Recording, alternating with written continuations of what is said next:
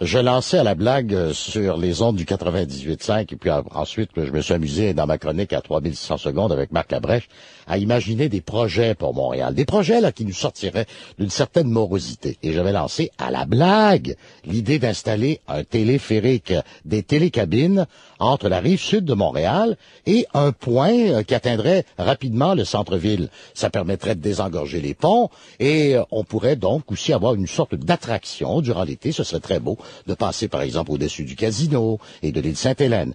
Eh bien, quelle ne fut pas ma surprise en lisant dans le Journal de Montréal qu'il y avait un groupe très sérieux, Skylink, qui aimerait bien installer effectivement des télécabines au-dessus du fleuve et relier ainsi, dans un premier temps, le Casino de Montréal au Vieux-Port.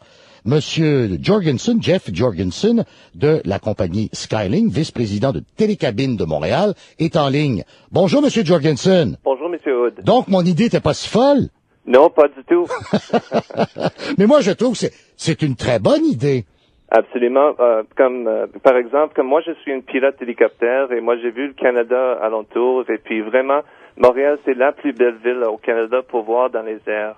C'est vraiment magnifique avec la rivière, le parc Jean-Drapeau, puis le vieux Montréal avec la montagne. Ça crée une vue époustouflante.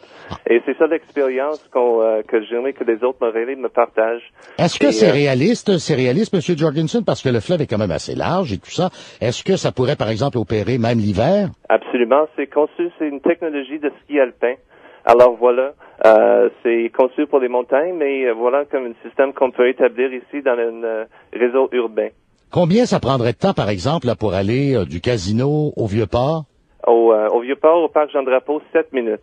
Et vous pourriez peut-être, si ça marchait bien, là, l'étendre jusqu'à la Rive-Sud, à la hauteur de Saint-Lambert? Bien sûr. On a déjà rencontré le maire de Saint-Lambert. Il est très intéressé au projet aussi. Monsieur Finn? Oui, exactement. Bon, alors écoutez, parlez-moi de ça. D'abord, premièrement, techniquement, là, ça voudrait dire un investissement de combien? De 100 millions de dollars. Oh, c'est quand même beaucoup, là. C'est beaucoup. Et puis nous autres, c'est un investissement privé.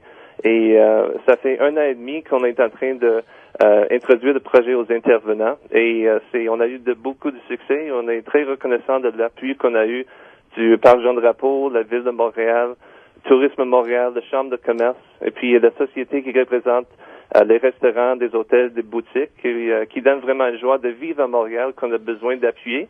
Eux autres ils sont très forts pour le projet, mais en fait, il y a une personne qui bloque le projet, une personne qui n'est pas élue, une personne qui représente la Société de Vieux-Port de Montréal.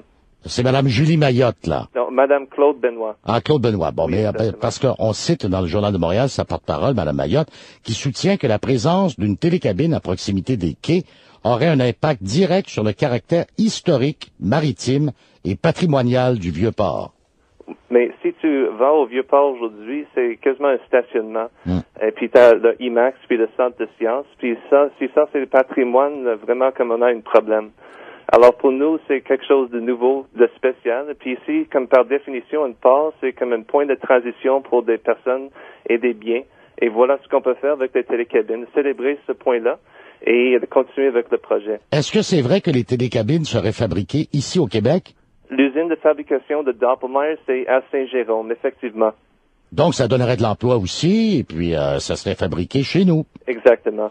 Et puis, notre problème au moment, c'est qu'une personne qui n'est pas élue bloque le projet.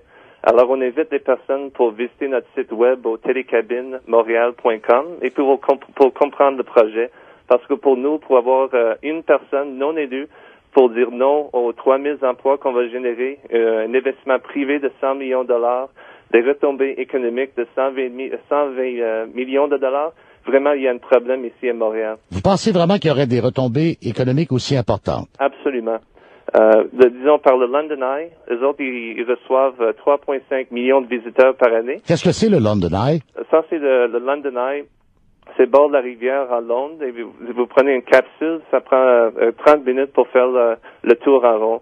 Effectivement, si vous pensez des attractions qui ont eu des succès autour du monde, vous avez le CN Tower, London Eye, Tour Eiffel, c'est des genres de choses qui changent de perspective. Eh oui, ici, on a seulement le funiculaire du stade, là, puis il y a un visiteur par jour à peu près. Exactement. Et puis avec notre télécabine, on va transporter 3 millions de personnes par année.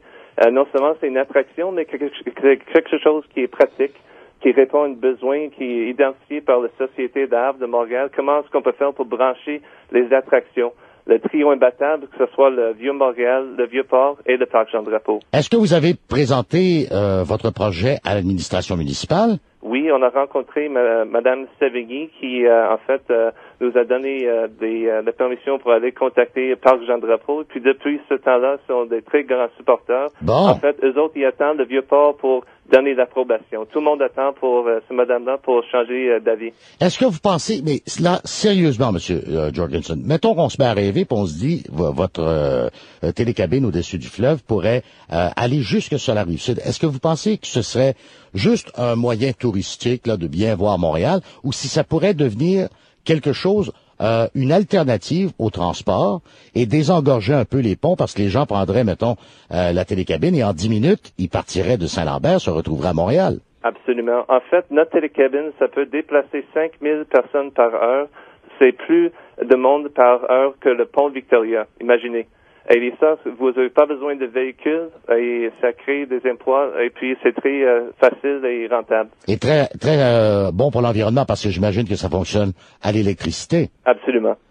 Ben coudonc, sérieusement là, si jamais ce projet-là pouvait être déposé puis que on sentait qu'il y avait un enthousiasme, ça prendrait peut-être combien de temps à installer un projet semblable? Nous autres, on vise pour avoir les ententes en place de fin de janvier 2009. Si ça c'est on a ces ententes-là, la télécabine va être mise en fonction mai 2010. Ah donc ça pourrait être mai 2010, c'est quand même assez rapproché. Et ça coûterait combien là, un aller-retour? $12. Et puis on va avoir des prix plus raisonnables pour les résidents, puis des 35 000 personnes qui travaillent dans le Vieux-Montréal.